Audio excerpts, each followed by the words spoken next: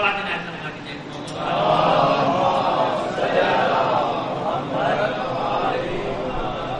इससे बेहतर अंदाज में बुलंद आवाज से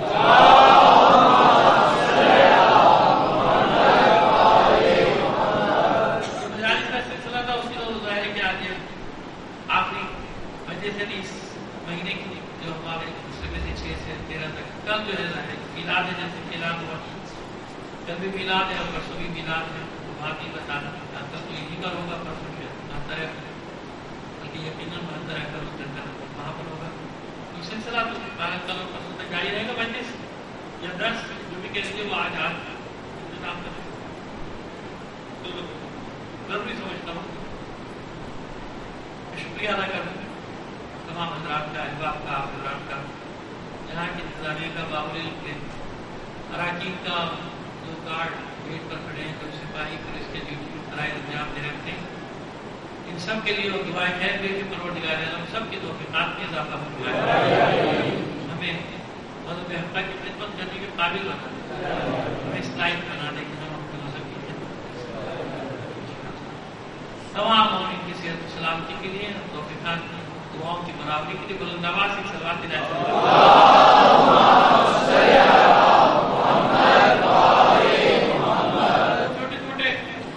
के 2-3 सवाल आपको जल्दी कह के चले जाते हैं, अगरचे कि वो मान से हमारे ताल्लुक नहीं रखते, ठीक है, कर लेता है, जब मौका मिलता है ऊपर बैठते हैं।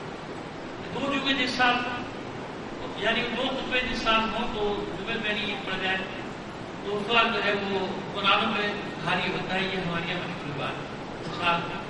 लेकिन भाई मेरा तजुर्बा जब से होश वाला ये है कि हर आने वाला साल पहले से ज्यादा भारी होगा। गुज़िश्ता निफ्स सदी से तो मैं देख रहा हूँ 65 के बाद से हर आने वाला साल पहले से ज्यादा भारी है। 2 खुतबे को हो या ना हो, हर साल भारी पड़ रहा है ना, भारी से भारी होता चला जा रहा है। पहले से यहाँ था पूरे आलम इस्लाम भारी होने चला जा रहा है। दोबारा रिवायत हुई, कहीं कोई रिवायत तो मुझे उसके बारे में पूरा यकीन कामिल तो नहीं है, लेकिन मैं भी आज जरा सोचता चला था, मगर जो अमली तौर पर देख रहा हूँ तो ये देख रहा हूँ 2 खुतबे जो है वो हो या ना हो, साल हर भारी पहले से भी ज्यादा भारी पड़ा। और कहा यह था कि हुक्मरानों पे वो साल भारी होता है। मैंने कभी हुक्मरानों पे वो साल भारी नहीं देखा, हमेशा आवाम पे ही वो साल भारी देखे सारे के साथ। सलावत भेजी मोहम्मद आले। हाँ, उन पर भारी होगा, उस पर आप बात करेंगे इंशाल्लाह, उस पर भी बात करेंगे उन पर कैसे भारी होगा। अभी तो वो मजे कर रहे हैं, मजे कर दीजिए, लेकिन हर इसका एक रोजे हिसाब है, यहाँ भी है और वहां पे उसी पे बात करें। तो ये हो गया 2 दिन वाला मसला कि इसके बारे में कोई मुझे यकीन कामिल नहीं है कि मैंने कोई मुस्तनद कहीं रिवायत देखी, कोई हदीस देखी हो, लेकिन मशहूर है। अगर कहीं कोई रिवायत तो मैं नहीं कह सकता, मुमकिन है हो भी, लेकिन मैं भी यही सुनता चला रहा हूँ। मगर प्रैक्टिकल जो है अमली तौर पर बिल्कुल उसके भी बरक्स हम देख रहे हैं। खैर, और दूसरा सवाल क्या था पता नहीं, दिमाग से निकल गया। सवाल है पहले कई बार इसमें बात कर रहे थे, लेकिन चले सुन ले कि हजरत ईसा के बाद हुज्जत खुदा से कभी जमीन खाली नहीं रहती, तो हजरत ईसा की बात तो ऐसा नहीं है। देखिए याद रखिए, हजरत ईसा अलैहिस्सलाम तो हुज्जत खुदा है, रूहुल्लाह है, ठीक है।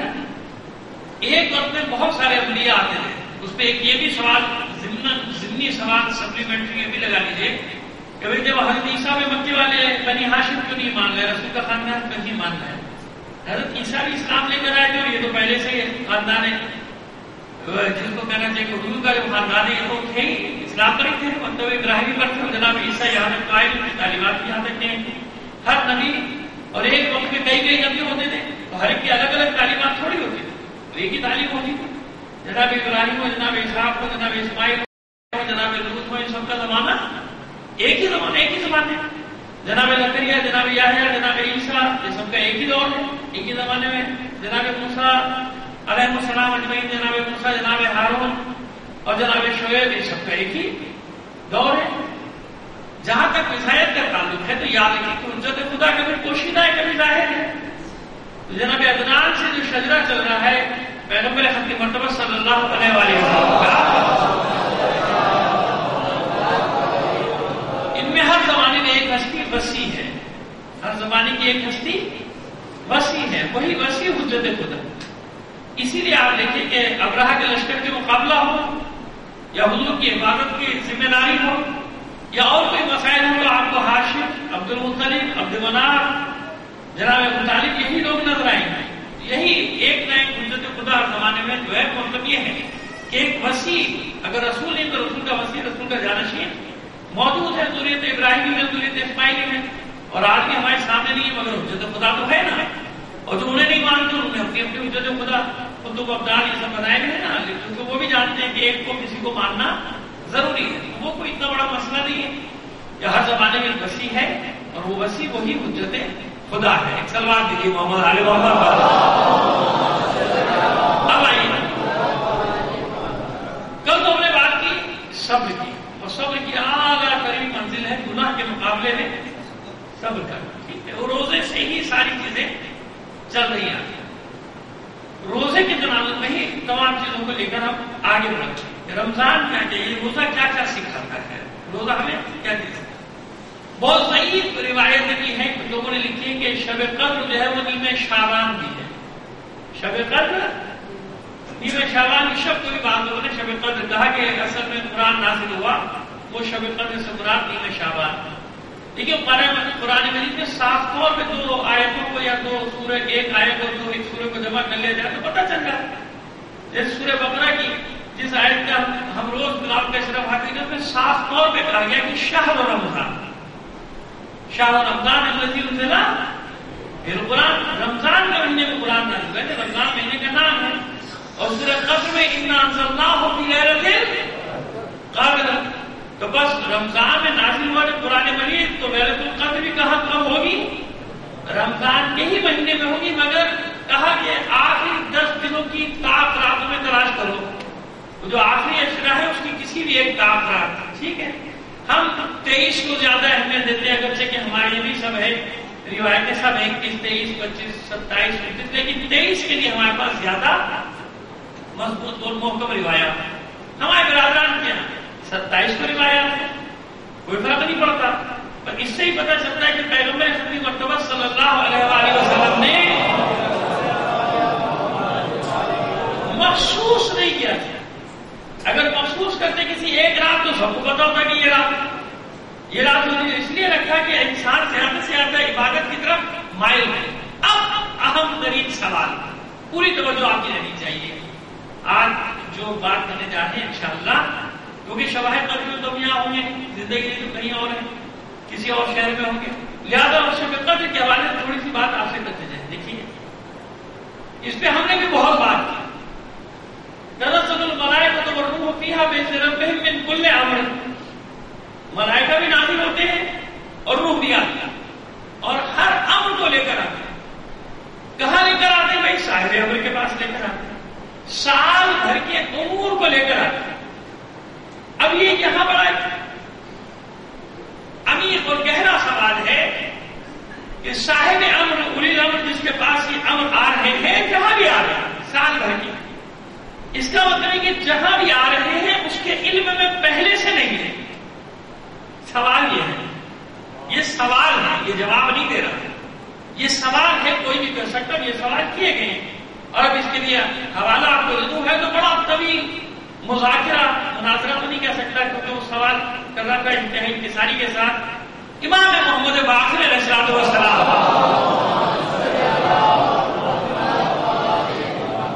یا کہیں پہ امام محمد تقی علیہ الصلوۃ والسلام سے بھی یہ واقعہ منسوب ہے. اور سوال کرنے والے نے بڑے ادب سے پہلے یہ گزارش کی کہ فرزند رسول ایک سوال پیش کرنا چاہتا ہوں، آپ ناراض تو نہیں ہو جائیں گے؟ یہ سوال اتنا پیچیدہ اس کے خیال ذہن میں ہے کہ ناراض نہ. امام نے کہا نہیں، ناراضگی کیا بات تیرے دل میں تو سوال کر، تو پھر بھی میں پرانے چاہتا ہوں کہ میں تسلی نہیں ہوں گی تو میں اس کے لیے آپ سے سوال پوچھنا چاہتا ہوں. تو مان اس کو اجازت نہیں کرو سوال.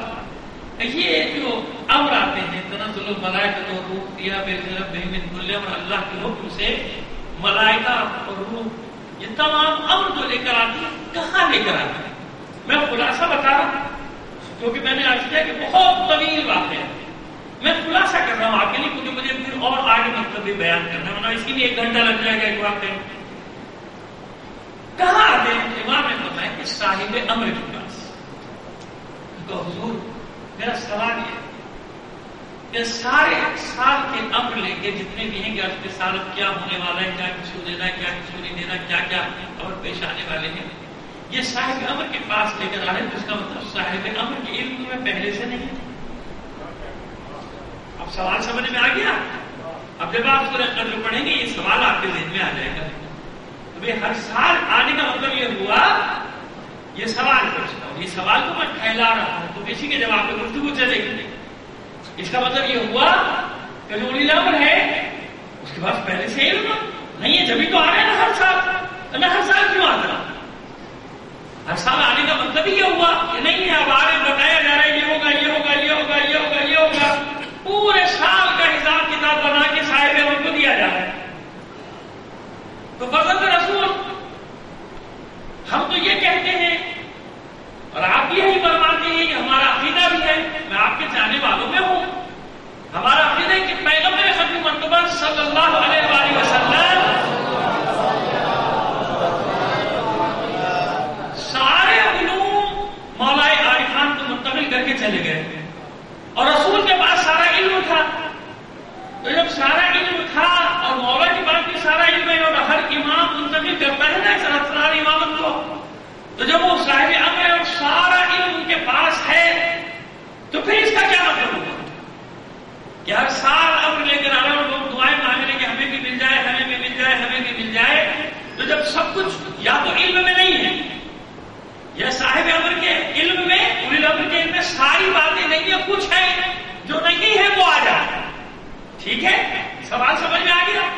میں نے آسانی سے سوال پیش کر دیا. بھیا تو اولی الامر کے اگر اولی الامر کے علم میں ساری باتیں ہیں تو پھر یہ آج ہو رہا ہے ہر سال ملائکہ یہ شب قدر کیوں آ رہی ہے؟ شب قدر اسی لیے تو آ رہی نا، مقدرات لے کر آ رہی ہے نا. سارے قضاء و قدر کے فیصلے ہوں گے اور رزق بٹے گا جو کچھ بھی ہے جو کچھ ہونے والا ہے وہ سب آ رہا ہے. اور یا یوں کہیں کہ صاحب امر کے لیے احکامات آ رہے ہیں، یہ کرنا ہے یہ کرنا ہے یہ کرنا ہے یہ کرنا ہے یہ کرنا ہے. تو پھر وہ علم تو نہیں ہوا پہلے سے اس کے پاس.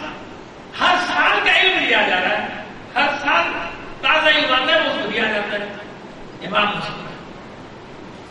نے کہا تم نے سوال اچھا ہے، اگرچہ کہ یہاں کچھ اور بھی سوال جواب ہے لیکن میں اسی پر میں. اب امام نے تفصیلی جواب دیا، اس تفصیلی جواب کا خلاصہ آسانی سے سمجھا کے پھر بات کو آگے بڑھا. ایک سوال ہے کہ محمد علی محمد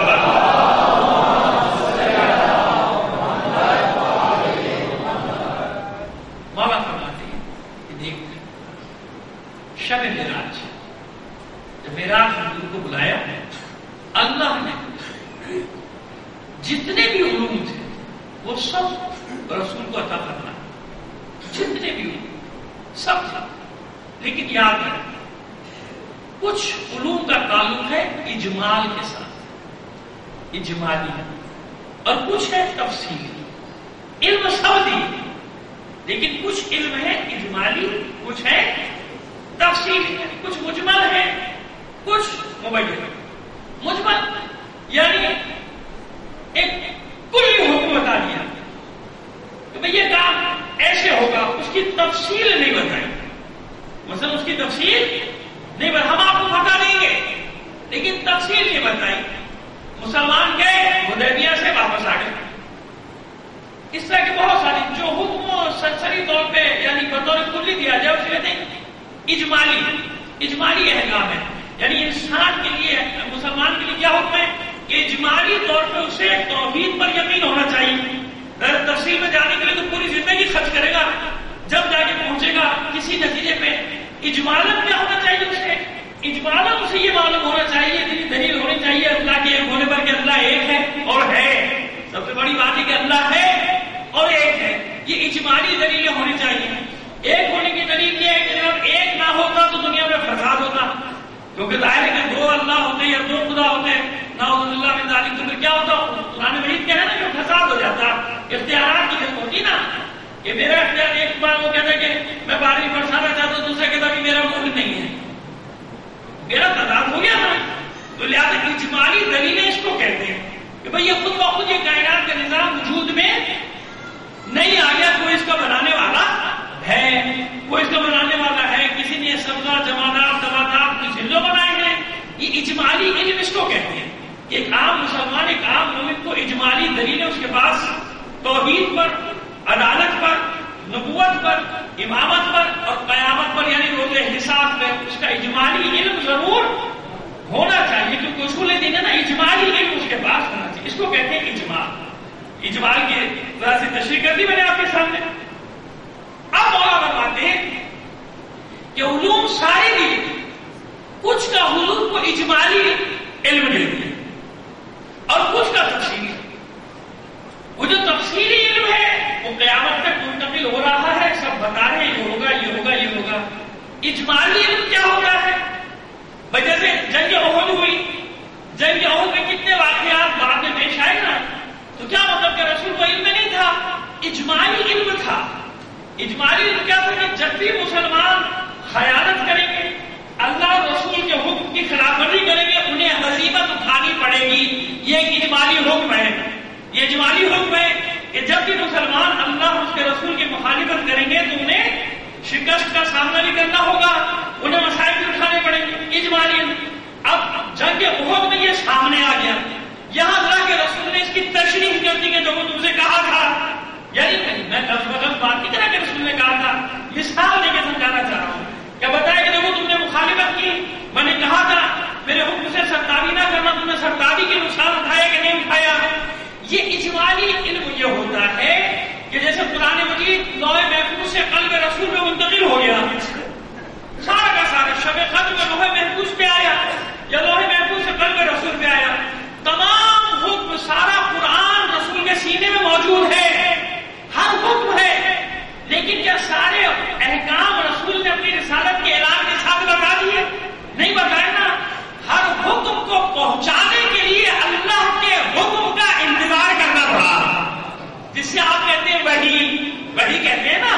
یعنی علم سارے ہیں رسول کے پاس، لیکن انتظار ہے کہ جب اللہ کا حکم ہوگا جبرائیل آئیں گے کہ ابھی نایاب کو پیش کیجیے، ابھی نایاب کو پیش کیجیے، ابھی نایاب کو پیش کیجیے. سمجھ میں آ رہے؟ آئے بلی رسول جانتے ہیں کہ قرآن میں ہے، لیکن موقع ایسا ہے کہ اگر ابھی پڑھ دوں گا لوگ ناراض ہو جائیں گے، مگر اللہ کا حکم آ گیا کہ نہیں پڑھیے، نہیں سنائیے، مانی یا نہ مانی نہ سنائیے، بتائیے یا یہ رسول بلی منزل لے کے میرے تو اجمالی علم یہ ہوگا. اجمالی علم کہ سب علم ہیں مگر وقت کے ساتھ ساتھ تفصیل.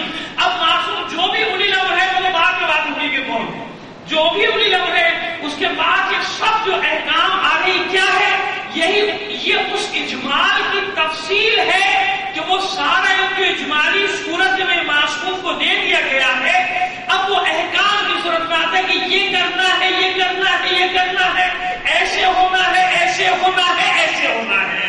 یہ اجمال کی تفصیل ہوتی ہے. صلوات دیجیے محمد علی محمد. مثلا رسول کو معلوم ہے کہ ہجرت کرنا ہے، لیکن کب کرنا ہے یہ اجمال ہے نا. اس کی تفصیل کب ہے؟ جب اللہ حکم دے گا اب ہجرت کیجیے. لڑنا ہے، جہاد کرنا ہے، مگر کب کرنا ہے؟ جب اللہ کا حکم آئے گا. 15 سال کے بعد بے شک کے لیے اعلان رسالت کے 15 سال بعد حکم آیا، یعنی جنگ بدر جو ہوئی تو 15 سال ہو گئے، 13 ہوگا 15 سال، دوسری ہجری میں ہوگی تو یہ 15 سال کے بعد حکم آیا. اجمال تھا کہ جہاد ہے، مگر تفصیل کا جب موقع ہوگا حکم آئے گا، اب یہ کام کیجیے، اب یہ کام کیجیے، اب یہ کام کیجیے. مولا عارفان بعد میں بات آ جائے گی، چلیے اس کو بھی اٹھا کے رکھنے کے لیے اشارہ کیے دیتے ہیں کہ مولا عارفان جانتے اپنے قاتل کو پہچانتے کہ نہیں پہچانتے، جانتے کیسے ہوگی. اور اسی رات کو بار بار ٹہل بھی رہے، آسمان کی طرف دیکھ رہے، اور یہ بار بار یہ جملے پیدا کر رہے کہ یہ وہی رات ہے جس کا مجھ سے وعدہ کیا گیا. اچھا خود کسی کو نہیں بتایا، اس سے پہلے بتایا کہ کل میں شہید کر دیا جاؤں گا. علم ہے نا مگر نہیں بتایا. اجمالی طور پہ لوگوں کو معلوم ہے، مولا کی شہادت کرو، مولا بتا دیں کون میرا قاتل. وہی اجمال ہے. اجمال کی تفصیل جہاں مصلحت الہی، یا یوں سمجھیے کہ جہاں معصوم سمجھے گا کہ یہاں اس اجمال کی تفصیل بتانی ہے، وہاں تفصیل بتائے گا، وہ بھی اللہ کے حکم سے. اسی لیے مولا کا فرمان ہے، اور ایک جگہ نہیں کئی جگہ فرمان ہے کہ اگر میں چاہوں تو قیامت تک ہونے والے ایک ایک واقعہ جو ایک ایک آدمی کے ساتھ پیش آنا ہے وہ سب تمہیں بتا سکتا ہوں. لیکن بتائیے کہ اس وقت جو لوگ سامنے تھے کیا وہ متحمل ہو سکتے تھے اس بات کے کہ ان کو وہ سارے واقعات سنائے جاتے یا بتائے جاتے؟ نہیں ہو سکتا تھا نا. یہ اجمال تھا کہ امام نے اس وقت اشارہ کیا کہ وَلَوْ شِئْتُ لَجَعَلْتُ الْمَاءَ نُورًا، اگر میں چاہوں تو پانی سے روشنی کو، نور کو پیدا کر دوں. یعنی علم ہے نا، اجمالی طور پہ لوگوں کو بتا دیا، اجمال دے دیا لوگوں کو کہ دیکھو یاد رکھو اس پانی سے نور کو پیدا کیا جا سکتا ہے. کیونکہ معصوم جانتے ہیں کہ صدیوں کے بعد 1300 سال بعد 1400 سال بعد لوگ پانی سے بجلی پیدا کرنا شروع کر دیں گے. ان پر دلیل قائم کرنے کے لیے معصوم نے اپنے علم کا اعلان کر دیا کہ میرے پاس علم ہے، مگر میں تفسیر بتاؤں گا تو اس زمانے کے لوگ جس زمانے میں مولا ہے ان کی سمجھ میں کچھ بھی نہیں آئے گا. آئے گا کچھ سمجھ میں کہ الیکٹران کیا ہوتا ہے، نیوٹران کیا ہوتا ہے، پتہ نہیں کیا کیا ہوتا ہے، ایٹم کیا ہوتا ہے، یہ سب بتائیں گے، سمجھ میں آئے گا؟ نہیں آئے گا نا ان لوگوں کی سمجھ میں کہ جناب مجھے 2 لائنیں چلتی ہیں اور اس میں ارتھ اور یہ کیا ہوتا ہے، کیا سمجھ میں آئے گا؟ مولوی کے پاس علم ہے، لیکن اجمالاً لوگوں کو بتا دیا کہ علم ہے میرے پاس مگر تفصیل بتانے کا وقت نہیں ہے. بس یہ لیلۃ القدر کیا ہے، اس اجمال کی تفصیل کے لیے ہر سال یہ شب قدر آتی ہے کہ معصوم یا اولی الامر جس پر بھی وہ سارے امر آ رہے ہیں اب اسے یہ ہوتا ہے کہ اس سال یہ سارے کام انجام دینے ہیں. اور ممکن ہے کہ ان میں سے بہت سارے کام ہو رہے ہوں، آپ کو پتہ ہی نہ چل رہا ہو، انجام دیے جا رہے ہوں. سسٹم ہے نا، بدل رہا ہے، دنیا 2 حصوں میں تقسیم ہوتی جا رہی ہے، لشکر بنتے جا رہے ہیں، آپ تھوڑا سا سست چل رہے ہیں، ورنہ دنیا کے باقی جگہوں کے مومنین بڑے فاسٹ جا رہے ہیں. ان کو معلوم ہے کہ وقت بڑا قریب ہے، تیاریاں کر لو، اور وہ تیاری کی حالت میں اپنے آپ کو لا رہے ہیں. سب بندی شروع ہو گئی ہے. تو اس کا مطلب یہ ہے کہ کوئی ہے نا جہاں پر یہ سارے امر جتنے بھی امور یہ سب اکٹھا ہو رہے ہیں. وہی تو آ رہے، جس جگہ بھی آ رہے وہی کیا ہے، وہی اولی الامر ہے، وہی صاحب امر ہے. اب معصوم نے جب سمجھایا تو اسے شکر ادا کیا کہ اللہ کا شکر ادا کرتا ہوں کہ اس نے مجھے ایسے امام عطا کیے یا میں ایسے اماموں کا ماننے والا ہوں جن کو خالی ہاتھ تو نہیں لوٹایا نا امام نے. یعنی اس کے مطابق اس کے آگے میں جب اس نے سوال کیا تو امام نے کہا بس اس سے آگے کا تم متحمل نہیں ہو سکتا، اس سے آگے کا یعنی اس سے آگے کی باتیں تو برداشت نہیں کر سکتا، بس اتنا ہی رہ گیا. یہ اسرار ہے، یہ رموز ہے، یہ راز ہے، اور ان رازوں کی حفاظت کا حکم دیا ہے اللہ نے اماموں کو، انبیاء کو. یعنی کچھ اللہ کے راز ایسے ہیں کہ جو ہم جانتے ہمیں دیا ہے، لیکن ساتھ ہی ساتھ انہیں چھپانے کا بھی حکم دیا کہ ان رازوں کو چھپانا. لیکن ہمارے یہاں الٹا مسئلہ ہو گیا کہ وہ ظاہری طور پر جن رازوں کو چھپانا تھا ہم نے ان کو فاش کر دیا. ائمہ تاریخ نے فرمایا کہ دیکھو ہمارے رازوں کی حفاظت کرنا، ہمارے اسرار کی حفاظت کرنا ہمارا مومن کو ہے جو ہمارے رازوں کی حفاظت کرے گا. ہم نے حفاظت نہیں کی. اگر امام نے اشاروں میں کسی کو کچھ کہا تھا تو ہم نے نام لے لے کے، اگر نام لے لے کے اتنا بڑا زیادہ ثواب ہوتا تو ائمہ تاریخ کی زیارتوں میں نام لے دیتے نا. اب کوئی ائمہ تاریخ سے آگے بڑھ کر شیعہ بننا چاہتا ہے تو بھائی بن جاؤ، ہم کیسے روک سکتے ہیں اس کی اپنی مرضی. آپ تو حرام کی اپنی مرضی کا مالک ہے. اگر یہ سب کچھ ہوتا تو ائمہ تاریخ کیوں نہ کرتی؟ اس لیے کہ راز ہے، راز ہے. امام جعفر صادق علیہ السلام کی نظر امام صادق ہے نا، پورا عالم اسلام مناتا ہے نا، لیکن جان کے ہم نے اس میں ایک سازش کے تحت نتیجہ کیا ہوا؟ آدھے سے زیادہ لوگوں نے کرنا بھی چھوڑ دیا اور یوم منانا شروع کر دیا. بھائی کون ذمہ دار ہے؟ سب کے وہ ذمہ دار نہیں، سب کی کچھ باتوں کے ہم بھی ذمہ دار. اگر آدھا جرم ان کا ہے تو آدھا قصور جرم کے اندر پورا مان جائے. آدھا قصور ہمارا بھی، نادانوں کا بھی. اسرار اہل بیت کی حفاظت کرو. سب تمہارے ساتھ ملے میں سب نظم نیاز کرے، کرے نہیں کرے بھگا دیا. سبیلے لگاتے تھے لوگوں نے سبیلے لگائی چھوڑ دی. کس نے کیا؟ کون اس کا ذمہ دار؟ سب کچھ ادھر سے نہیں ہوا، کچھ ادھر سے بھی ہوا. اور اس کو کہا گیا کہ نہیں یہ واجب ہے یہ کرنا، اس کے بغیر تو تم شیعہ فروعات میں سب چھوڑ دیا، باقی واجب نہیں. فروعات میں باقی چیزیں واجب، فروع دین ہے نا. تبرہ ایسے ہی ہے نا. تو فروع دین میں خالی وہ دو ہیں. جب نماز کی بات ہے تو نماز کی کیا ہے؟ تو فروع دین میں اصول میں تھوڑی ہے. تبرہ کی بات آ جائے تو پورا دین اسی میں، وہ بھی تو فروع دین ہے میرے بھائی. عقل کی بات کر رہا ہوں نا، سمجھ میں آ گئی میری بات؟ کیا کہا جائے جب نماز روزے کی بات کی کیا وہ فروع دین ہے؟ امامت اصل دین ہے. حالانکہ اس کو یہ بھی نہیں پتا اصل دین کا مطلب کیا ہے امامت کا، اس کو نہیں معلوم کچھ. لیکن کیا وہ اس نے سیکھ لیا ہے جاہلوں کی طرح، کچھ جاہلوں سے چیزیں اکٹھی کر لی ہیں کہ وہ اصول ہے. اچھا وہ اصول دین ہے یہ فروع دین، تو نماز کی کوئی اہمیت نہیں ہوئی، روزے کی کوئی اہمیت نہیں ہوئی، کیونکہ اصل وہ ہے. تو فروع دین میں ہی 9 اور 10واں نمبر یا 7واں اور 8واں نمبر ہے تبرہ، وہ بھی تو فروع دین ہے بھائی، وہ بھی تو فروع دین ہے نا. اور فروع دین میں بھی بعد میں آنا تو پھر اب کیا کرو گے؟ کوئی دوسرا کہتا ہے یہ بھی تو فروع دین ہے، یہ بھی تو فروع دین ہے. تو ایک فروع دین کے ساتھ اتنی دشمنی کیونکہ اس میں زحمت اٹھانی پڑتی ہے. ایک فروع دین سے، وہ بھی ایک فروع دین سے تولہ میں بھی اتنا آگے نہیں جتنا تبرہ میں. اس سے اتنی محبت کہ اس کی وجہ سے پوری دنیا کے مومنین کو بدترین حالات کا سامنا کرنا پڑ رہا ہے نادان دوستوں کے ہاتھوں. زیارتیں بند کرا دی شام کی بدبختوں نے. پوری دنیا سے لوگ جاتے تھے اور صدیوں سے جا رہے تھے. برا لگے تو لگے، مجھے کوئی پرواہ نہیں ہوتی اس بات کی. میں تو پہلے بھی کہتا رہتا، پوری دنیا صدیوں سے لوگ جا رہے تھے، کوئی پابندی نہیں تھی وہاں، کچھ نہیں تھا. پلاننگ کے تحت، سازش کے تحت مفت خورے تو جاتے تھے نا، مفت خورے تو جہاز جاتے تھے کر کے. سازش تھی، دولت تھا ان کے پیچھے، ان کے پیچھے فون تھے، ان کے پیچھے ریال تھے کہ لے کر جاؤ، اور جب ان کو لے کر جائیں گے ان سے بازار میں جتنی گالیاں دلوانی ہیں دلواؤ. اور وہاں آل سعود کے کارندے فلمیں بنا رہے ہیں. سمجھ میں آ رہی ہے میری بات؟ نہ ماننا سن لو. آل سعود کے ایجنٹ، امریکہ کے ایجنٹ، اسرائیل کے ایجنٹ فلمیں بنا رہے ہیں، بازار میں تباہ ہو رہا ہے اور بڑے فخر کے ساتھ ہو رہا ہے. کیا ہوا نا تجھا؟ 400 سے زیادہ فلمیں بنا کے انہیں وہی شام کے لوگ جو زائرین کی خدمت کرتے تھے ان کے قاتل بن گئے. اچھا اب ان کی خدمت کرتے یہ گالیاں دیتے ہیں اور پھر باہر کا پیسہ ان کی مدد کو آیا، پھر طالبان کو گھسایا گیا، پھر داعش کو گھسایا گیا.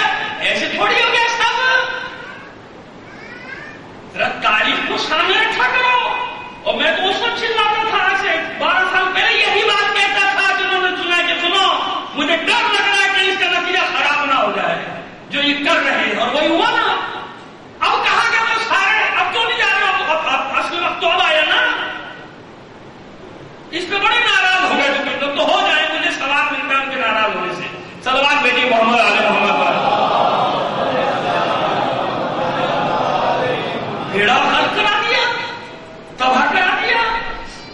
اور سنبھال کون رہا ہے جنہیں تم اپنی زبان میں بہادی کہتے ہیں؟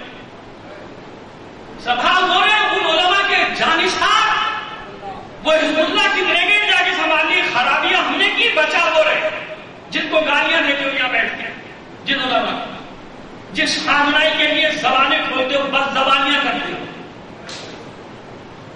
اس کے نوکر، اس کے غلام، وہ جا کے وہاں دفاع کرو. اور اللہ اعلان چھپ کے تو نہیں کر رہے، پوشیدہ طور پر نہیں کہا پوری دنیا کو بتایا ہم کریں گے ہمارا ایسا نبی. یا تو پھر ایسے بنو نا، اس طرح کے بنو نا. یہ مشکل وقت پراپت ہو گئے اور اب بھی وہی لڑ رہے ہیں، مار رہے ہیں ان کو، مقابلہ کر رہے ہیں ان سے. عراق میں، یمن میں، شام میں، لبنان میں، ہر جگہ مقابلہ کر رہے ہیں. خرابی ہماری پیدا کی تھی.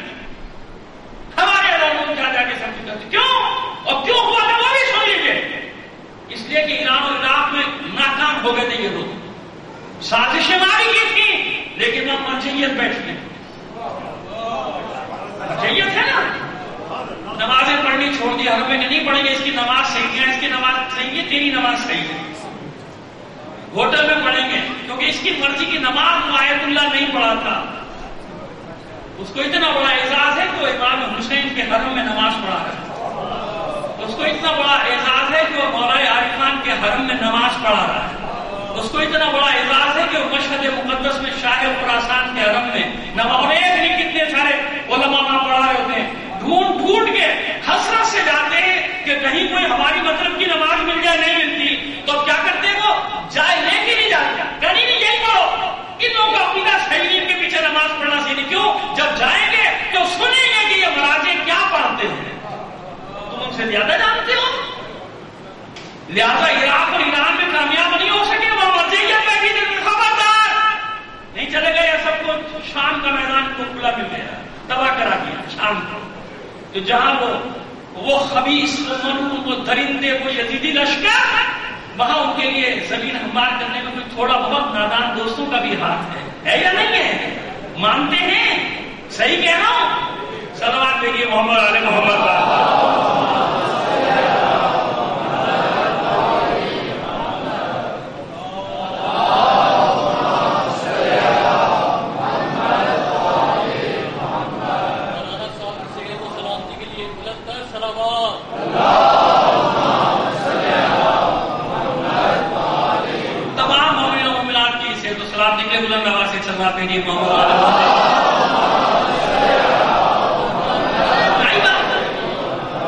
اس طرح سے ساتھ یہ اسرار ہے، رموز ہیں ہمارے. منع کر رہے ہیں ائمہ کہ ہمارے رازوں کو فاش نہ کرو،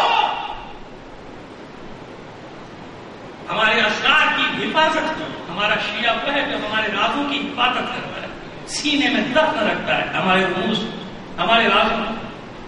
ٹھیک ہے نا، غلط بیانی تو نہیں ہے، امام کی نظر ہے، کیونکہ امام نے حکم دیا نا. امام کی نظر ہے، امام کے تھوڑے سب کرتے نہیں کرتے تھے، سب کر رہے تھے. کیا سے کیا بنا دیا. ہمارے یہاں بھی ایک شہر ایسا ہے جہاں قریب بہت برے حالات ہونے والے ہیں سندھ میں، کیونکہ وہاں بھی پہلے پوری قوم جاتی تھی، سارے مسلمان جاتے تھے. سب نے آہستہ آہستہ جانا چھوڑ دیا. کہ کیا ہو رہا ہے، بسوں سے اتارتے ہیں، اترتے ہی شروع ہوتے ہیں وہاں سے لے کر. کھیل ہے کھیل، یہ وہ جو گیم جس کو کہتے ہیں نا گریٹ گیم جو چل رہا ہے دنیا میں، یہ اس گیم کا حصہ ہے ساری چیز.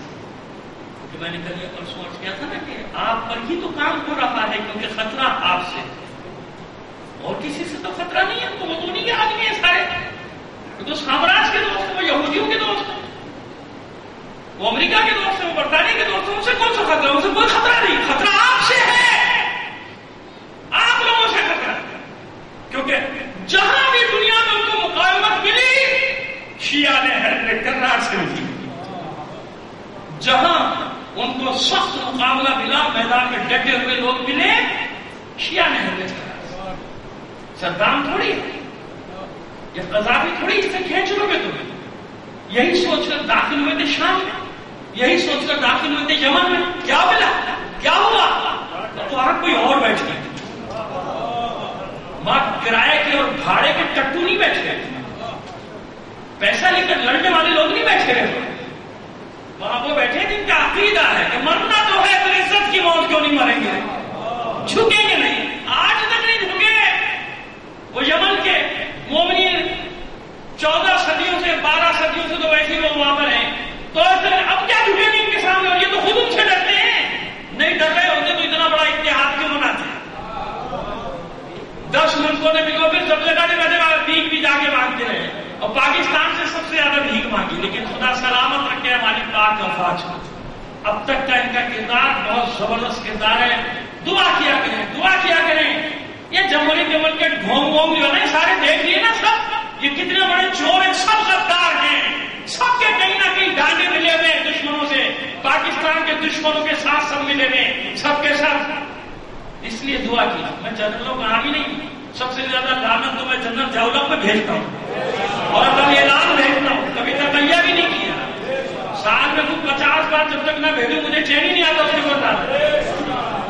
جیسے ایشان ثواب ہو گئے، مجھے اس کو ایشان عذاب پہنچائے بغیر چین نہیں آتا. وہ جنرلوں کی بات نہیں کر رہا ہوں، لیکن اس وقت موجودہ وقت کی جو بات ہے وہ کیا ہے؟ ایک مرد آپ کا سپہ سالار ہے، ایک نشان حیدر رکھنے والے خاندان کا بیٹا سپہ سالار ہے. اس لیے میں کہتا ہوں کہ جو ابھی تک کی صورتحال ہے، دعا کرو کہ پروردگار عالم ان کو فتح دے دہشت گردوں پہ. دہشت گردوں کا خاتمہ ہوگا تو آپ کے ملک میں امن و چین ہوگا، آپ کے یہاں سکون ہوگا. مسجدوں میں رینجرز اور پولیس نہیں کھڑی ہوئی، مسجدوں میں جاتے ہوئے لوگ ڈریں گے نہیں. جلوسوں میں اتنے ہزاروں کا جلوس میں جاتے ہوئے تو کوئی ڈرتا بھی نہیں، مسجد میں تو شاید ڈر جائے. جلوس والا کبھی بھی نہیں ڈرتا، وہ تو چار تاریخ بگے مولا کے نام میں ختم ہوتا.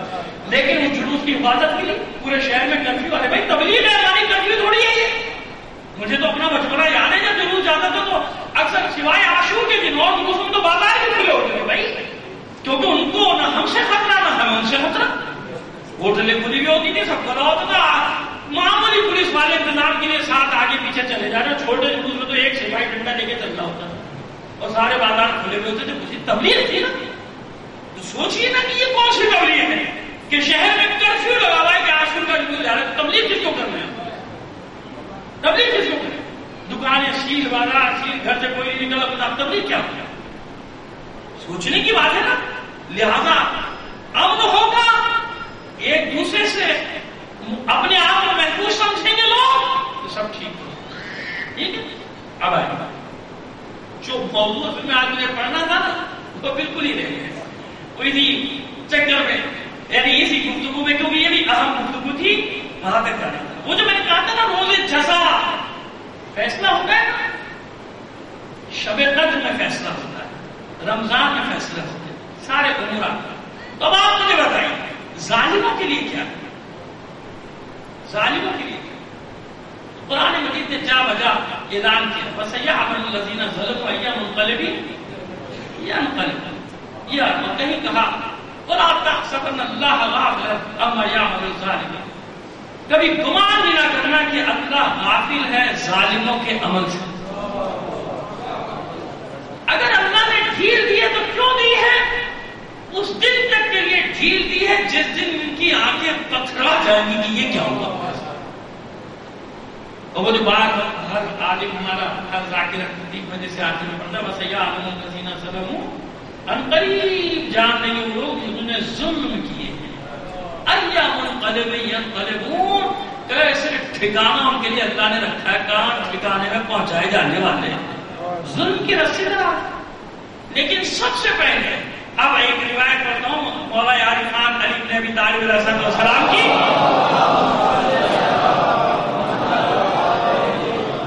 سوال کیا کسی نے کہ آسمان و زمین کا فاصلہ کتنا ہے؟ امام نے فوراً اس کا سوال کرنے سے پہلے بتایا کہ مظلوم کی فریاد کے پہنچنے تک. مظلوم کی آنکھ اوپر دیکھتی ہے پہنچ جاتا ہے آسمان، اتنا فاصلہ ہے. ایک مظلوم جب آنکھ بلند کرتا تب کبھی بھی اللہ مظلوم کی فریاد کو خالی نہیں لوٹا. اب آئیے پانچ ایمان کی روایت کہ جب میرے بابا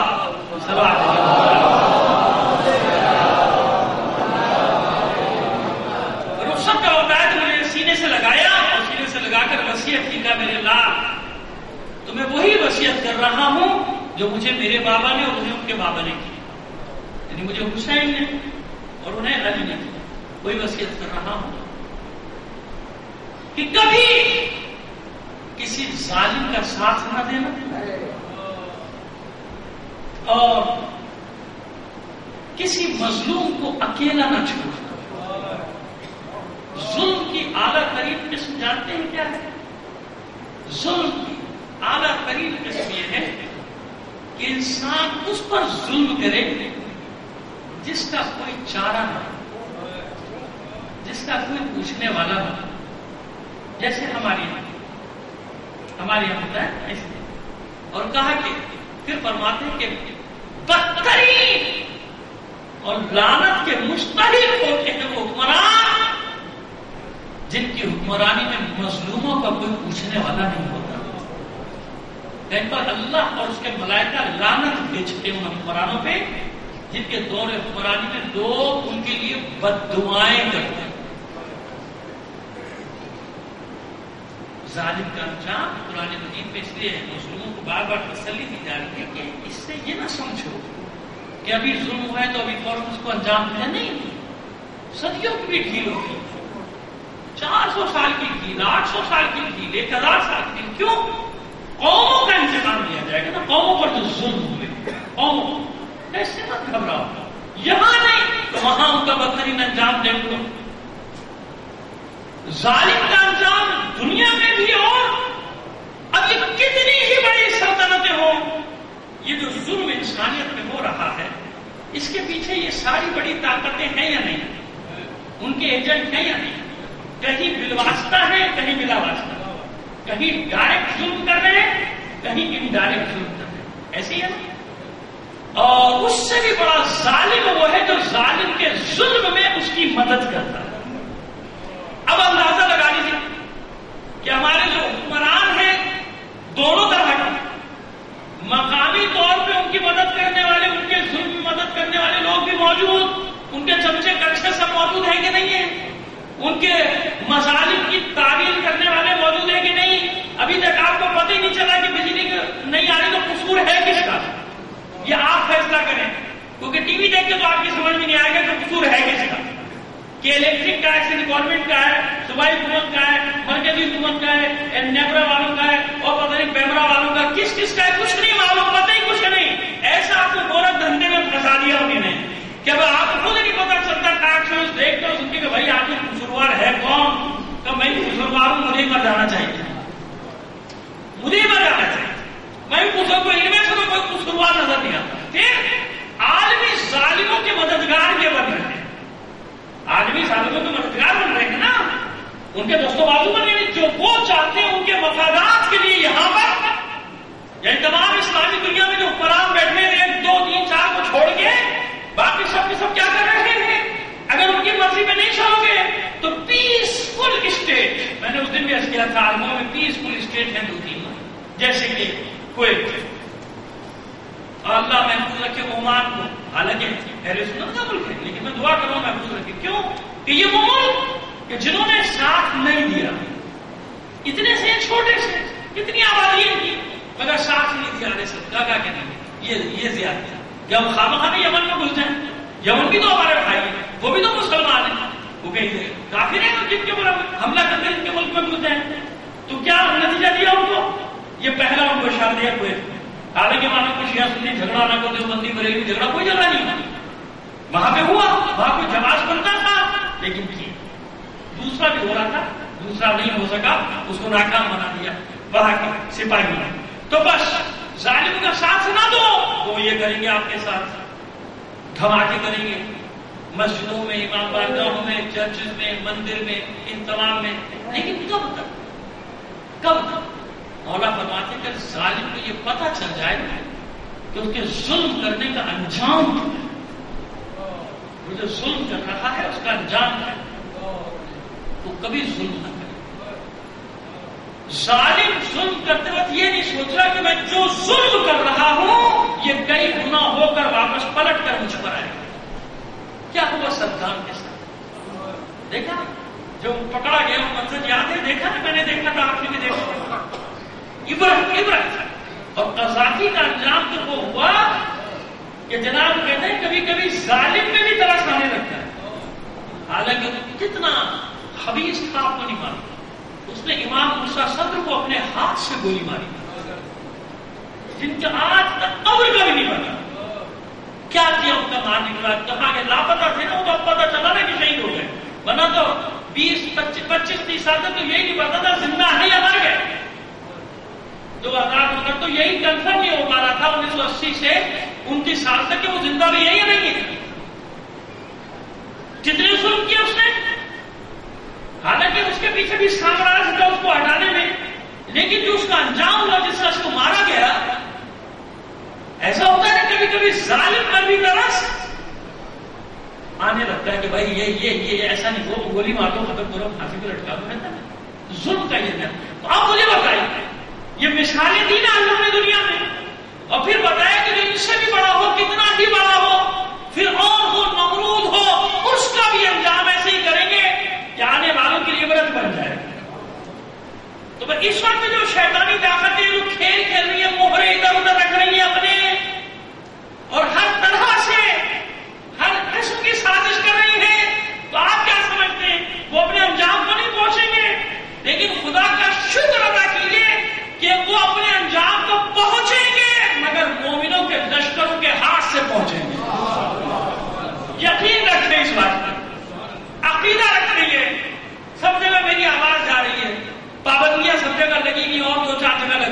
یہ تقریر جب ریکارڈ ہو جائے گی یا نہیں بند آنا، اور سب جب ایسے خدا تو نہیں ہے گی، سبھی جگہ بند ہو گیا نہ جانا. لیکن یہ کہ اب کیا کیا جائے، تو جب جانا بند ہو گیا، پہلے کرتے تھے اب تو زیادہ کریں گے بات. پہلے بھی یہی باتیں کرتے تھے. مومنوں کا لشکر یاد رکھیں، مومنوں کا لشکر، اور ان کو معلوم ہی نہیں ہوگا شیطانی طاقتوں کو جب حالات پلٹا کھائیں گے. حالانکہ ہم تو سمجھ رہے ہیں کہ حالات بدل رہے ہیں، ان کو نہیں سمجھ میں آ رہا کہ حالات بدل رہے ہیں. وہ ابھی اسی ذوق میں فرعونی میں ہے، ابھی اسی گمان نمرود میں ہے کہ ہاں ہم سب سے بڑی طاقت ہے، ہمارا کوئی کیا بگاڑ سکتا ہے. لیکن حالات بدلنا شروع ہو گئے، بدلنا شروع ہو گیا. ابھی اطمینان رکھے، میں نے کہا تھا کہ مومنوں کے ہاتھ، مومنین کے لشکروں کے ہاتھوں ان شیطانی طاقتوں کی شکست ہے. کیوں؟ سوائے مومن اس کے یہ کسی سے بھی نہیں ڈرتے، چاہے وہ اسرائیل ہو، چاہے وہ آل سعود ہو، چاہے وہ امریکہ ہو، چاہے کوئی بھی طاقتیں ہو، صرف ایک قوم سے ڈرتے کہ یہ قوم اپنی زبان میں کہتے ہیں پاگل قوم ہے، یہ نہیں ڈرتا. یہ ایک بات جب سعودی عرب میں لبیک یا حسین کے نعرے لگ گئے تو سمجھ لیں کہ انقلاب آنے والا ہے. لبیک یا حسین، لبیک یا حسین، لبیک یا حسین، لبیک یا حسین، لبیک یا حسین. کسی نے سوچا نا کہ وہاں یہ نعرے لگ جائیں گے؟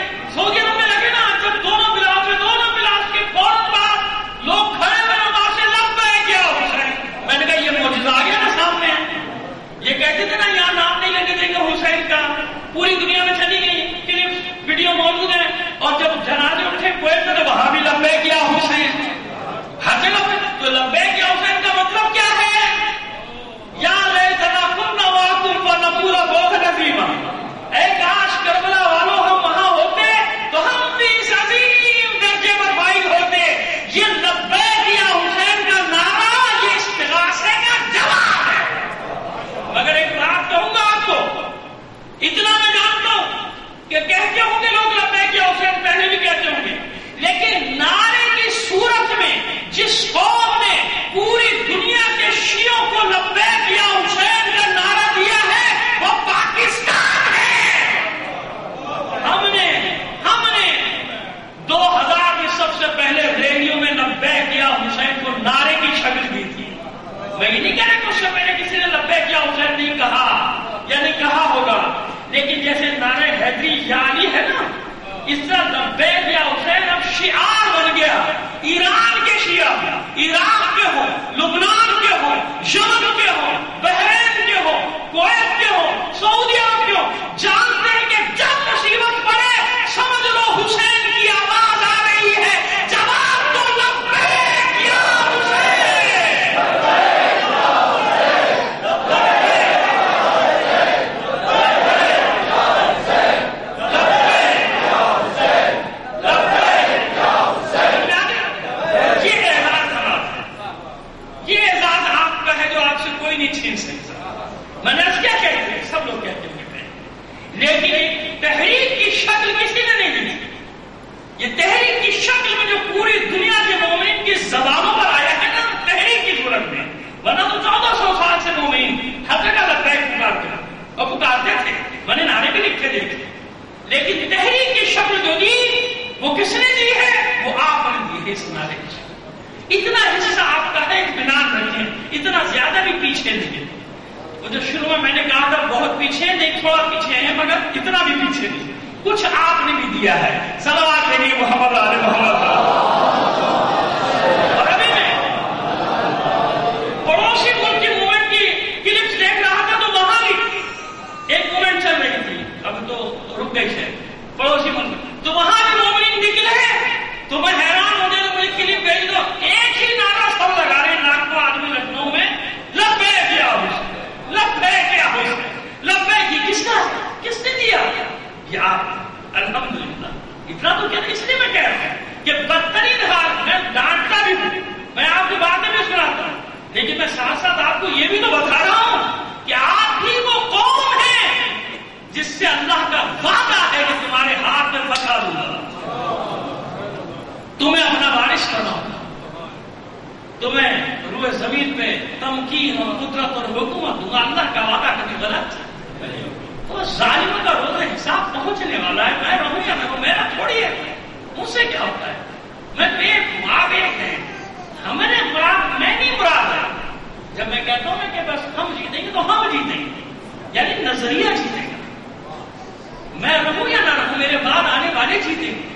ہماری نسل جیتے گی، فتح ہماری، تو کیا اللہ کا وعدہ ہے کبھی بھی فرعونیت نمرودیت ہم پر غالب نہیں آ سکتی، نہ کبھی آ سکی نہ آ سکتی۔ اگر غالب آنا ہوتا تو 61 ہجری میں کربلا میں اس سے بڑا نقصان نہیں ہوا کائنات میں ہمارا، کروڑوں بھی مر جائیں، لاکھوں لوگ 1 کروڑ سے اوپر ہو گئے اب تک شہید واقع کربلا کے بعد سے اب تک، ہم اس کو بڑا نقصان سمجھتے نہیں سمجھتے، لاکھوں کربلا میں جتنا بڑا، بس ظاہری نقصان کی بات کر رہا ہوں، ویسے تو ظاہر ہے کہ اللہ کی حکمت اور اس میں دین کی زندگی پوشیدہ ہے نا، دین اس میں موجود ہے، ہوتا ہے اور جو جیسے ہمارے بھائی بڑھ میں تو بڑے ہی ہے بزرگ نے افتخار نے کہا کہ حسین تم نہیں رہے تمہارا گھر نہیں رہا، حسین تم نہیں رہے تمہارا گھر نہیں رہا مگر تمہارے بعض ظالموں کا ڈر نہیں رہا، یہ ہے کربلا۔ تو اس سے بڑا نقصان ہم کیا دیکھ سکتے ہیں؟ اس سے قیمتی کوئی جان بھی نہیں دی ہم نے، حسین سے قیمتی کس کی جان ہے؟ علی اکبر سے قیمتی کس کا بیٹا ہے؟ اور محمد سے قیمتی کس کے بچے؟ قاسم سے زیادہ حسین کس کا بیٹا ہے؟ علی اکبر سے زیادہ پیارا کس کا شیر خان ہے؟ سکینہ سے زیادہ کس کی بچی پیاری ہے؟ اتنی قیمتی جانیں، تو جتنا قیمتی مال ہو اس کو بچانے کے لیے اتنی ہی بڑی قیمت بھی ادا کرنی پڑتی ہے، ایسا ہی ہے نا؟ تو حسین نے اللہ کے دین کو بچانے کے لیے اپنا کنبہ قربان کر اپنے کنبے کو قربان کیا، اور ہم جو قربانیاں دے رہے ہیں ہمارے پاس قیمتی مال کیا ہے؟ کربلا۔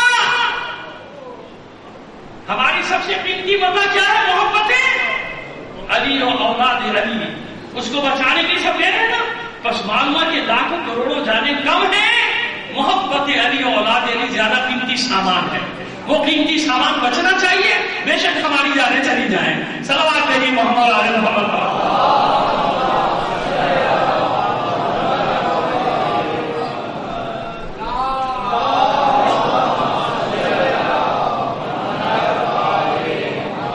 پرچی آگے کے وقت ہو گیا، صلوات بھیجیے محمد علی محمد۔ بس حضرت عزیزان پرچی بھی یہ لکھا ہوا، آپ اتنا سمجھ لیجیے گا، ایسے کچھ اور لکھا ہوا ہے غلط بیانی نہ ہو جائے۔ وہ اعلان کا تھا تو وہ اعلان کا مطلب میں یہ سمجھا کہ بس ختم کر دیجیے، یہ روپے کے اعلان کا لکھا ہے بہرحال ایک صلوات اور ایک آیت فرما دیجیے۔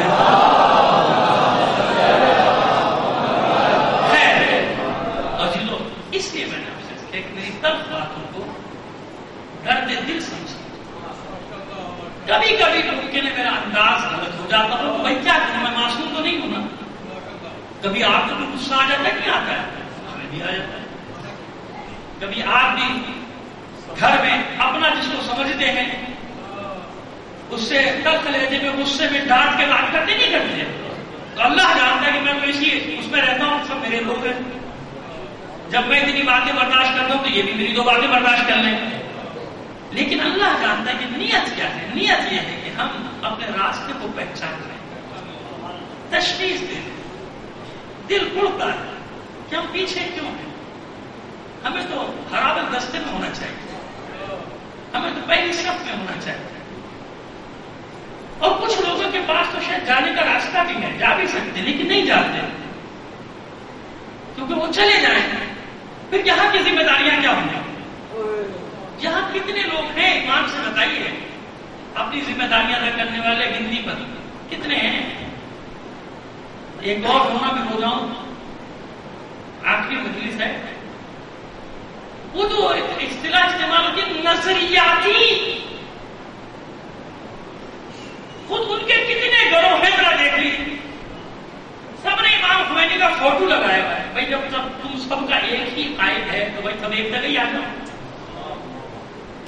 سب نے رہبر کا فوٹو لگایا ہوا ہے، بس معلوم ہے کہ مقصد اپنی دکان چلانا ہے، اگر سب اس کو رہبر مان رہے ہوتے تو وہی والی بات آ جاتی ہے کہ سب اس کو مانتے تو ہیں، اس کی نہیں مانتے، اپنا کام نکالنے کے لیے نام لگا لو، بڑی معذرت کے ساتھ جو بھی ہو، میں نے کوئی استثناء نہیں کیا کہ میں اپنے آپ کو نکال دوں یا کسی ایک گروہ کو نکال دوں، میں تو سب کی بات کروں، انہیں کو دیکھ لینا، وہی ایک نہیں ہو پا رہے، بھائی تم سب کہہ رہے ہو ان کے ماننے والے، ان کے ماننے والے، ان کے ماننے والے، اور تو بھائی پھر تم میں 150 گروہ کیوں، تم تو ایک جگہ آ رہے ہو، سب ایک جگہ اکٹھا ہو، لیکن ایک دوسرے کو نیچا دکھانے میں مزت نہیں. بس یہ ہمارا آج کا المیہ ہے. جس دن ہم اس سے باہر نکل آئے, انانیت سے باہر نکل آؤ, اپنی انا کی کچھ بھی نہیں, ہم کچھ بھی, ہماری حیثیت کیا ہے, ابھی ہے تھوڑی دیر بعد نہیں, یہ ہماری حیثیت. آج ہے کل کس چیز پہ اتنا غرور ہے, کس چیز پہ اتنا ناز ہے, کیا آپس میں اپنی ساری طاقتیں آزما رہے اور دشمن کے مقابلے میں بالکل زیرو بنے ہوئے, اور آپس میں جانا بڑے شہر میں ایک دوسرے پر الزامات کی بارش صبح ہوتی ہے, اور کچھ لوگوں کی صبح ہوتی نہیں جب تک کوئی فتنے والا میسج نہ بھیجیں, پھر سکون ہوتا ہے کہاں آج کا کام ہو گیا. اور جب شام کو پوری دنیا سے گھوم کے واپس انہیں وہ میسج آتا ہے تو بڑے خوش ہوتے ہیں, وہی بات اتنا پھیل گیا کہ واپس مجھے آتا ہے, گھوم لوگ مجھے بتائیں. یہ دین کی خدمت نہیں ہو رہی, یہ دین کی خدمت نہیں ہو رہی, یہ دین سے دشمنی ہو رہی. ایک دوسرے کو نیچا دکھانے کی بجائے اس کے کہ سوشل میڈیا کا سہارا لیا جاتا مذہب حقہ کو پھیلانے کے لیے, ایک دوسرے کے خلاف دشمن کو کہتے بھائی لگے نہیں آپس میں, ایسی بھیانک ایک دوسرے کے خلاف باتیں پروپیگنڈے اور تبلیغات کے. خدا کا شکر ہے کہ میں تو استعمال ہی نہیں کرتا, میں تو اسے سنتا ہوں لوگوں سے, ورنہ تو پتہ نہیں میرا کیا حشر ہوتا. ایسی سینسٹیو آدمی تو دل میں بیٹھ جاتا میرا کہ آپس کے جھگڑے دیکھتے ہیں. یہ کیا ہوتا ہے بتاتے ہیں مجھے سوشل میڈیا میں, یہ ایک دوسرے کو نیچا دکھانے کے لیے جھوٹ. کہاں گیا دین, کہاں گیا دین, کہاں گیا اصول, کہاں گیا عقیدہ. جھوٹ بولنا, وہ بھی تہمتیں لگانا, الزامات لگانا, جھوٹے ایک دوسرے سب کی بات کرو تو چل رہا ہے سوشل میڈیا پہ آج کل, جو مجھے بتاتے رہتے بچے, میرے بھی بچے بتاتے. اس سے نکل گیا, کم از کم جو بیٹھے ہوئے تو سنتے, حوصلہ شکن نہیں کیا گیا ایسے میسیجز کی, ایسی باتوں کی. خدا کا نام, غیبت کیا ہے, تہمت کیا ہے, الزامات کیا ہے. کچھ پڑھا نہیں پڑھا, دین کے ٹھیکیدار بن گیا, اور کوئی اپنے فالوورز کو سمجھانے والا بھی نہیں کہ اگر کوئی دوسرا غلط کرے تو تم تو نہیں کرو, وہ غلط کرے تم نہ کرو. مولا نے یہی تو کہا تھا اپنے دونوں ساتھیوں سے, یعنی دونوں سپاہیوں سے جو شام کے لشکر کے جو بدکلامی کرتے تھے اس کا جواب دیتے تھے اسی زبان میں, خوش ہوتے تھے مولا کے سامنے. چلو ہمارے بھی دو ایسے ہیں انہیں کی زبان میں بات کریں, خوش ہو کے مولا کو بتایا. مولا ناراض کون, امرو ابن جموع اور ایک شجاج ابن امرویہ, اگر کل نام معذرت گلے نحوی بلاغہ میں دونوں کے نام ہیں. ان دونوں کو بلایا, ناراض ہوئے, میں نے کیا سنا, کیا کلام کرتے ہو, کیا باتیں کرتے ہو.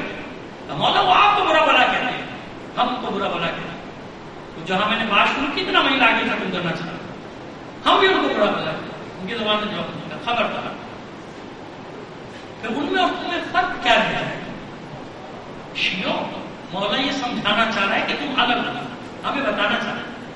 سمجھانے نے ہمیں سمجھایا, ہمیں بتایا کہ ان جیسے کیوں بن رہے ہو, پھر تم میں ان میں فرق کیا رہ گیا. اگر تم نے بھی انہی زبان میں بات کی, انہی کی زبان میں گوشت کلامی گالیاں, جیسے کہ بعض جگہ ہمارے یہاں بھی دیکھنے میں ہر طرح پہ ہر سطح پہ یہ چیزیں دیکھنے میں آتی ہیں. خبردار, میں اپنے کسی چاہنے والے کو ایسی زبان استعمال کرتے نہیں دیکھنا چاہتا. ہاں, حجت قائم کرو, دلیل قائم کرو, عقلی دلائل دو, عقلی سوالات رکھو. اور وہی امام کے غلاموں کا شیوا رہا ہمیشہ ہر زمانے میں, کیا ہو عقلی دلائل پہ بات کرو نا. غالب بلوچ کسی مسئلے میں حل تھوڑی ہے, فحش کلامی حل تھوڑی ہے, ایک دوسرے میں تہمتیں, الزامات, غیبتیں کرنا یہ سب حل تھوڑی ہے. دلائل سے بات کرو. اور نے کہا دلائل قائم کرو, ان کی زبان کا جواب دو. اسے ایک معاملہ فحش کلامی کے تو تم بھی فحش کلامی کرو. فحش کلامی کا جواب فحش کلامی نہیں. ائمہ تحقیق کا دستور نہیں, کیا کچھ نہیں کہا گیا ائمہ طاہرین. مولا اب کیوں ظاہر کہ 19-20-21 کو میں یہاں پر نہیں, اگر زندگی ہے تو کسی اور شہر میں وہ چاہتا ہوں کہ چند جملے مولا کی مسائل کو پڑھ دوں. کیا آپ جانتے ہیں کہ کتنا مظلوم ہے مولا. ایک مظلومیت تو کل میں نے جہاں مسائل ختم کیے وہاں بتائی تھی, کہ مولا کی مظلومیت کیا ہے؟ حسین سے نہیں دیکھا گیا کہ تو اس کے سامنے اس کے گھر میں داخل ہو جائے تھے، لیکن مولا کی مظلومیت ہے کہ مولا کے سامنے سب کچھ حسین سے، حسن سے، اس لیے ان کا بابا افضل ہے کہ تمام تر مسائل کے باوجود حسین کے سامنے ایک کربلا تھی، اور رسول کے سامنے مسلمان ہر روز ایک نئی کربلا کھڑی کرتے تھے، اکساتے تھے علی کو کہ علی لڑے، اکساتے تھے تاکہ علی تلوار نکال لے کسی طرح تو ختم ہو قصہ۔ لیکن اس لیے مولا مولا ہے کیونکہ اس نے اپنے نفس کو بیچ لیا، اس کا نفس نفس نہیں تھا، نفس سے پیغمبر تھا، اللہ کے ہاتھ، اللہ کی مرضی کے ہاتھ کو فروخت کر چکا، لہذا صفت کی بات بتانا، غلط فہمی کا شکار نہ ہونا۔ جیسے صحابت کی صفت تھی نا آدم طائی، وہ آدم طائی میں کیا تھی، وہ آدم طائی کا ظاہر نام ہے، ان کی ایک صفت، لیکن مولا کی سخاوت کا تو نہیں۔ بس اللہ کوئی مانے یا نہ مانے، ملحدین بھی ہیں کہ نہیں، دہریے بھی ہیں، میں نے دیکھے، آپ نے دیکھے یا نہیں دیکھے، میری تو ملاقاتیں بہت ہوئی دہری ہوتی، اور معاذ اللہ نوالوں کیسے کیسے کفر کے جملے نکالتے کہ جن کو سننا بھی کفر ہوتا ہے، جن کا جواب دینا بعد میں پاری پر۔ کیا اللہ فوراً حساب کرتا ہے؟ نہیں کرتا، تو کہہ دو کہاں نکل کے جائیں گے؟ بس اس لیے مظہر صفات خدا بنا ہے، صرف علی کی ذوالفقار نہیں دیکھو، یہ تو دیکھو کہ سارے قدرت اختیار رکھنے کے باوجود علی ذوالفقار کو بے نیام نہیں کر رہا۔ علی جب مدینے میں نکلتے تھے پیغمبر کے وصال کے بعد تو لوگ راستہ چھوڑ دیتے تھے کہ ایسا نہ ہو علی سے گفتگو کرنی پڑ جائے اور دوسرے سمجھیں کہ ہم علی کے ساتھ ہیں۔ کبھی کبھی ایسا بھی دوران لوگ ڈر کے راستہ بدلنا شروع کر دیتے ہیں، تو وہ ایسا نہ ہو کہ ان کے حامی میں میرا بھی شمار ہو جائے۔ یہ حال تھا علی۔ اور جب ایک دن واپس آئے تھے تو پوچھا دفتر رسول نے مدینے کے لوگوں کا، کیا حال ہے علی؟ کیا بتاؤں؟ بنت رسول مایا، پہلے لوگ مجھے سلام نہیں کرتے، میں گزرتا تھا لوگ مجھے سلام نہیں کرتے، اب میں سلام کرتا ہوں لوگ جواب نہیں دیتے۔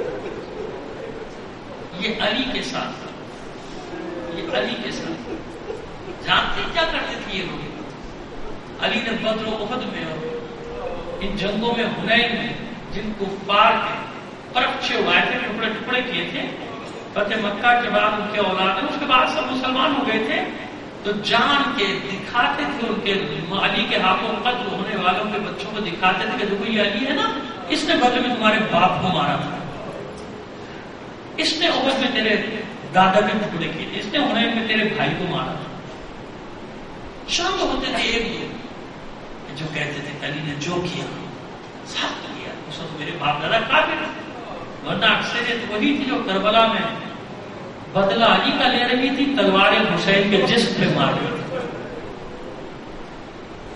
کہنا بدر احد کا انتقام لیا، یہ کہنا یزید نے، علی تیرا بدلہ لے رہے تھے، حسین کے لاش کو پامال کر رہے تھے۔ یہ ہے علی کی مظلومیت۔ میں نے کئی مقامات پہ عرض کیا ہے، جملہ ذہن میں رکھیے کہ کربلا جہاں اور مقاصد کے لیے لڑی گئی ہے نا، وہاں حسین نے اپنے بابا کی ولایت کی جنگ بھی کربلا میں لڑی ہے۔ بچاؤ گا اپنے بابا کے مقام کو بچاؤ۔ آج اگر کوئی ادھر ادھر کوئی ایسی الٹی سیدھی روایت نقل کر دے، گڑ دے، بات کر دے جھوٹی، آپ کا دل کیسا بے چین ہوتا ہے؟ کتنا پڑھتی ہے ٹی وی اخبار دیکھے آپ فوراً ہم سے رجوع کریں گے، جو فلانے نے یہ کہا، فلانے نے کہا، پکڑے۔ آپ ذرا سوچیں حسن حسین کے دل پہ کیا گزرتی ہوگی جب ان کے بابا کو ان کے سامنے برا بھلا کہا جائے۔ باقاعدہ بجنے اکٹھا کر کے پھر توہین کی جاتی ہے۔ جبھی تو 90 سال تک بنی امیہ کے ممبر و شہری پر تبرہ ہوتا رہا۔ یہ ہے علی کی مظلومیت کہ جس کی تلوار کا صدقہ آج تک اور قیامت تک کھاتے رہیں گے مسلمان، اسی کا گھر لوٹا، اسی کا گھر اجاڑا۔ اور اتنا پروپیگنڈا. آج بھی میں آپ کو بتاؤں کہ کچھ علاقے ایسے ہیں جن میں ان کو یہ معلوم بھی نہیں ہے کہ علی رسول کے داماد ہیں اور رسول کے بھائی ہیں. آج بھی ایسے علاقے ہیں آپ کے ملک میں جن کو نہیں پتا ہے کہ فاطمہ نام کی کوئی علی کی زوجہ اور رسول کی بیٹی ہے، کیونکہ انہیں پتا ہی نہیں. چھوٹے چھوٹے سے بچوں کو لے جا کے ایک ہی چیز بتائی جا رہی ہے، علی کی دشمنی، حسین کی دشمنی اور کے نام لینے والوں کا قتل عام. یہ سکھایا جائے. تو زمانے میں سوچئے نا کہ کتنا پروپیگنڈا تھا کہ معاذ اللہ کہتے تھے کہ علی کہ جب شہادت کی خبر سنی مسجد میں نہیں کیا کریں گے. جیسے آپ لوگوں کے لیے پروپیگنڈا ہے کہ بے نمازیوں کی جماعت کا نماز وہاں سے کیا تعلق، اور کچھ ہمارے نادان دوست بھی اسی چکر میں رہتے ہیں کہ اس پروپیگنڈے کو اور مضبوط کر دو.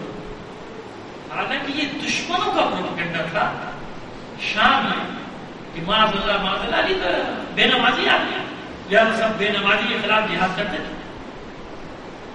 حسین کو کہتے تھے بے نمازی کا بیٹا ہے. شروع نے کہا تھا نا شام میں کہ بے نمازی کے بیٹے کے مقابلے پر جا رہے ہیں. یہ ہے علی کی مظلومیت، یہ ہے علی کی مظلومیت. تنہا کر دیا گیا. اور جب علی کے ہاتھ میں ظاہری طور پہ امانت آئی تو حالات کتنے بگڑ چکے تھے کہ 4.5 سال خانہ جنگیوں کی نظر ہو گئی. یوں کہہ دو کہ علی کے سینے میں دم گھٹنے لگا. یہ مولا کے الفاظ ہیں، خلاصہ ہے. اس لیے تمنا کرتے تھے شہادت کی ہر وقت. لقاء اللہ سے پیغمبر سنی کہ دنیا قید خانہ بن گئی تھی. اتنا مظلوم ہے علی، اتنا مظلوم ہے. ایک شخص جناب محمد ابن ابی بکر جنہیں اپنا بیٹا کہا، بیٹا بنایا ہے نا جناب محمد ابن ابی بکر، اور ان کے بیٹے قاسم ابن محمد ابن ابی بکر بہت بڑے فقیہ اہل بیت، یعنی اہل بیت کے علماء میں طبیب ابن مغائب کا مقام قاسم ابن محمد ابن ابی بکر. تو محمد ابن ابی بکر رات کے پہر میں کہیں سفر سے آگے نصف شب گزر چکی، ایک مسجد سے کچھ آواز آ رہی ہے، بھنبھناہٹ کسی. مسجد میں داخل ہوئے، دیکھا مالک اشتر سجدے کی حالت میں رو رہا. بیٹھے حالات ایسے ہو گئے تھے کہ محمد ابن ابی بکر نے کہا کہ سوچا کہ حالات کی وجہ سے مالک اشتر کا دل تنگ ہو رہا ہے، اللہ کی بات ہے رونے. بیٹھ گئے، بہت دیر بیٹھ گئے. کچھ دیر بعد مالک اشتر کو احساس ہوا کہ کوئی پاس بیٹھ گئے. اب تو مالک اشتر نے دیکھا محمد ابن ابی بکر، جلدی اپنی آواز سے اپنے آنسو دینے لگے. محمد ابن ابی بکر نے سینے سے لگا کے تسلی دی، ڈھارس دی، کہا مالک پریشان مت، انشاءاللہ حالات ٹھیک ہو جائے جلد.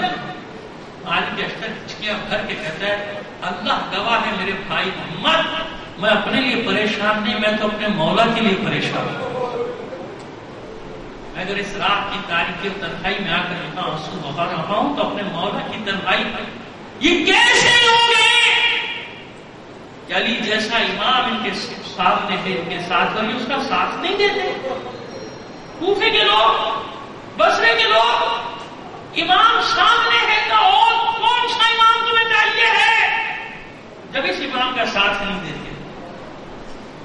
امام علی کا ساتھ کیا ہوگا؟ دشمن حاوی ہوتا چلا گیا، کبھی ایک شہر میں قبضہ، کبھی دوسرے شہر میں، جمع ہی نہیں ہوتا دشمن. اور جب بڑی مشکل سے 5-6 ہزار سپاہیوں کے جمع ہونے کا انتظام ہوا تو وہ شب آ گئی جس کا وعدہ ہے. 2-3 جملے اس طرح کیا. اس شب اپنی بیٹی ام کلثوم کیا افطار کیا اور روزہ. اور میں بتا چکا ہوں کہ روزے کی تفصیل کیا تھی. نمک رکھا تھا، دودھ ہٹا دیا تھا، یہ رسی وہ ہٹائے تھے، نہیں نمک سے ہوتا، اور روٹی.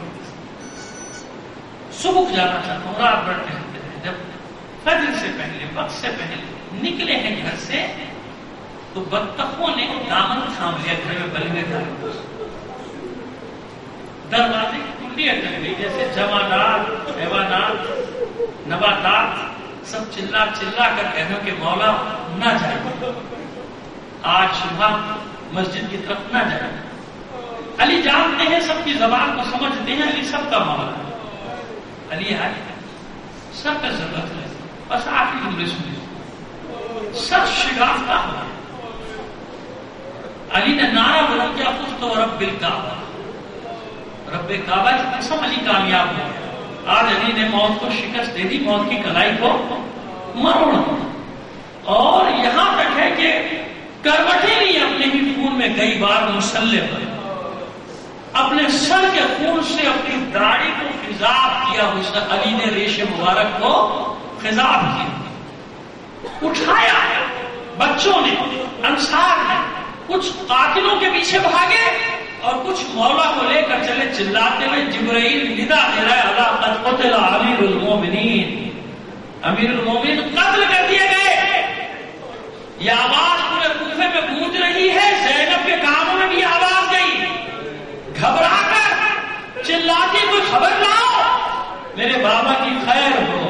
سب بھائی وہاں گئے مسجد بے چین ہیں، اور ادھر علی کو زخمی حالت میں روتے چلاتے فریاد کرتے سب لا رہے۔ جیسے ہی گلی کے اس کوچے کے کونے پر پہنچے، اچانک علی نے اس زخمی حالت میں چلا کر کہا اب کوئی آگے نہیں جائے گا یہاں سے سوائے میرے بیٹوں کے، بس میرے بیٹے میرے ساتھ جائیں گے، باقی کوئی ساتھ نہیں جائے گا۔ صحابہ کہتے ہیں، انصار کہتے ہیں کہ مولا یہ وقت ایسا نہیں ہے، ہمیں ساتھ جانا چاہیے، ہم سب کو ساتھ جانا ہوگا۔ تو مولا کہتے ہیں نہیں، گھر میں میری بچیاں ہیں،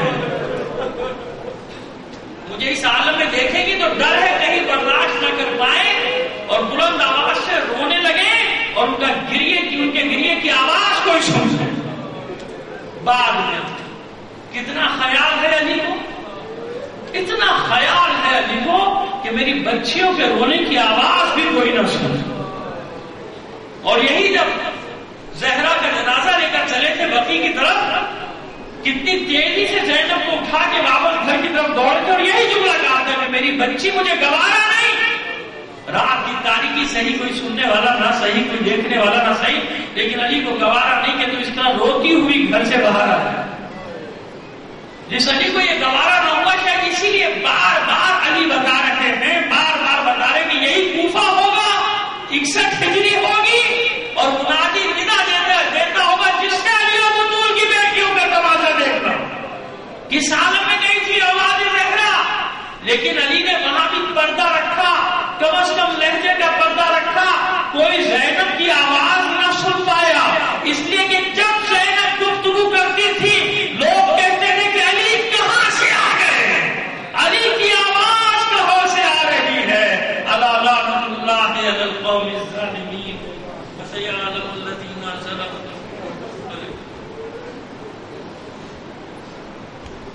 باری الہ بحق محمد وآل محمد وآل صلی اللہ علیہ قبول امام زمانہ کی توسط سے تیری بارگاہ میں پیش کر، دنیا میں جہاں کہیں مومن آباد حجاب ہمارا والوں کی حفاظت، عزادارہ نے حسین کا فرمان کر جو مومنین عزادار ہوئے کہ جرم میں شہید کر دیے گئے انہیں شہداء کربلا کے ساتھ محشور فرما، بیمار ہے زخمی ہے بےحد بیمار کربلا انہیں شفاء کاملہ واجبہ عطا فرما، جو اسیر ہیں بےحد بیستان کربلا انہیں رہائی عطا فرما، تمام مومنین کی جائز حاجات کو پورا فرما۔ باری الہ دہشت گردوں کو نیست و نابود کر دے، ان کے ٹھکانوں کو برباد کر دے، ان کے سرپرستوں کو ذلیل و رسوا کر دے، پاک افواج کو دہشت گردوں پہ آخری ضرب لگانے کی توفیق عطا فرما۔ جس فتنے نے شام میں، یمن میں، عراق میں سر ابھارا ہے، اس فتنے کا سر کچل کر رکھا، مومنین میں اتحاد، اتفاق، الفت اور محبت پیدا کر۔ معبود ہمیں موت نہ دے جب تک تو ہم سے راضی نہ ہو جائے، ہمیں موت نہ دے جب تک ہمارے زمانے کا امام ہم سے راضی نہ ہو جائے۔ معبود ہم اس قابل نہیں، اس قابل بنا دے جب تیری آخری تدبر ہو تو ہم اس کے دنہ سے سپاہیوں میں شامل ہو۔ تعطیل فرما ظہور امام زمانہ میں۔ تو کل پرسوں کے لیے میں آپ پھر یاد دہانی کرا دوں کہ کل 14 رمضان ادارے شب ولادت امام حسن مجتبیٰ علیہ السلام ہے۔ کل یہاں میلاد ہوگا اسی وقت جس وقت مجلس شروع ہوتی ہے، تو کراچی سے بھی اور لاہور سے بھی شعراء کرام تشریف لائے گے، نظرانہ اقتدار پیش کریں کہ آپ اسی میلاد کے حساب سے تشریف لائیے گا۔ خوشی کی شب ہے، اور 15 رمضان کو پرسوں 72 FM میں زر نجف کی ماڈل نو 72 FM میلاد ہوگا، وہی شعراء کرام لاہور اور کراچی کے نظرانہ اقتدار پیش کریں گے۔ آپ تمام احباب ان خوشی کی محفلوں میں، جشن کی محفلوں میں بھی ضرور شرکت فرمائیے گا۔ آپ سے درخواست کروں گا سید اعجاز حسین اور نواب حسن کے خاندان کے مرحومین، اپنے مرحومین اور تمام شہداء ملائک ملک کو شامل کر کے پاک افواج کے شہداء کو بھی شامل کر کے سورہ فاتحہ پڑھنا.